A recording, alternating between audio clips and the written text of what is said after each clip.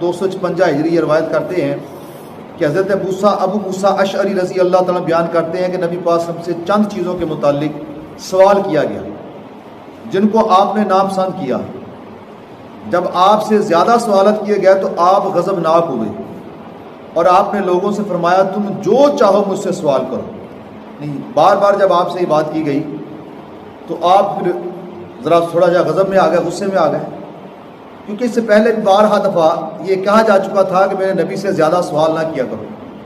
قرآن پاک کے اندر فرمایا کہ تم نبی سے زیادہ سوال نہ کرو۔ کیا تم اس طرح سوال کرنا چاہتے ہو اس طرح موسیٰ علیہ السلام سے سوال کیے گئے؟ وہ لوگ پھر پھنس گئے، پھر وہ پورا نہ کر سکے ان معاملات کو۔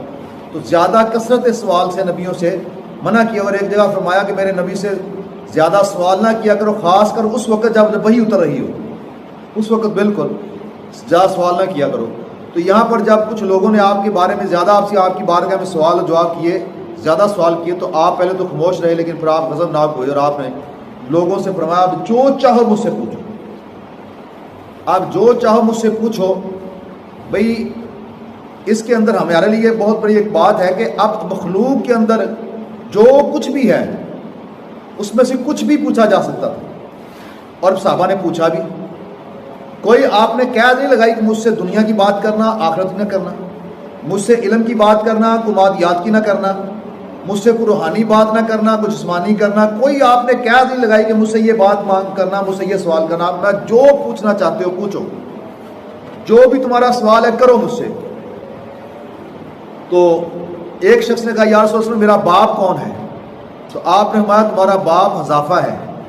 اب یہ بات پوچھنے والی ہے۔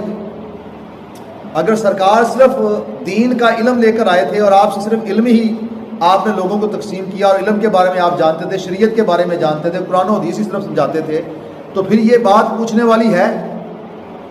آج صدیاں گزرنے کے بعد سائنس نے اتنی ترقی کی ہے، تو آج کسی کو اپنے باپ کے اصلی ہونے پہ ڈاؤٹ ہونا، تو آج تو پھر تھوڑی بہت ہی کوئی ہے کہ آپ اس کا ڈی این اے ٹیسٹ کروا سکتے ہیں، وہ بتائے گا کہ باپ اصلی ہے کہ نہیں ہے۔ تو یہ بھی بڑی ایک پردے والی بات ہے۔ اس وقت جب کوئی سائنسی آلات نہیں تھے، کوئی ایسی ایجادات نہیں تھی، اس وقت ایک صحابی رسول کا اٹھ کر یہ عرض کرنا کہ یا رسول اللہ میرے باپ کے بارے میں بتائیں کہ میرا باپ کون ہے۔ تو صحابی کا عقیدہ کیا ہے کہ میرا نبی یہ بات جانتا ہے کہ میرا نطفہ کس شخص کے ہے، میری ماں کے رحم میں جو نطفہ گیا، جو پانی کے قطرات گئے، وہ کس شخص کے ہیں۔ یہ بڑی پردے والی بات ہے، یہ بہت زیادہ پردے والی بات ہے۔ یہ زیادہ سے زیادہ اگر کوئی سمجھ سکتی ہے تو ایک عورت سمجھ سکتی ہے، وہ بھی بڑی ذمہ داری سے۔ ایک عورت بس بتا سکتی ہے کہ فلاں شخص جو ہے وہ میرے بچے کا باپ ہے، لیکن صحابی کا عقیدہ دیکھیں کیا ہے کہ میرا نبی ان باتوں کو بھی جانتا ہے جو میرا باپ بھی نہیں جانتا ہوگا۔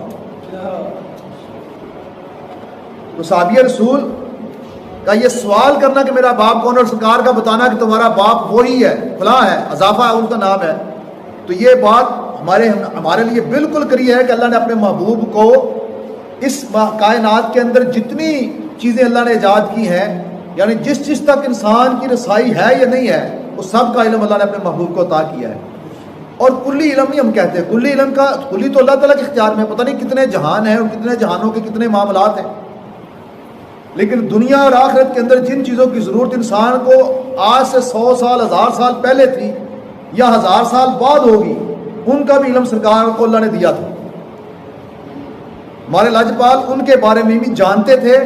اب یہ آپ کے سامنے جو بندہ کھڑا ہے 30-35 سال کا تو ہوگا، 25 سال کا تو ہوگا،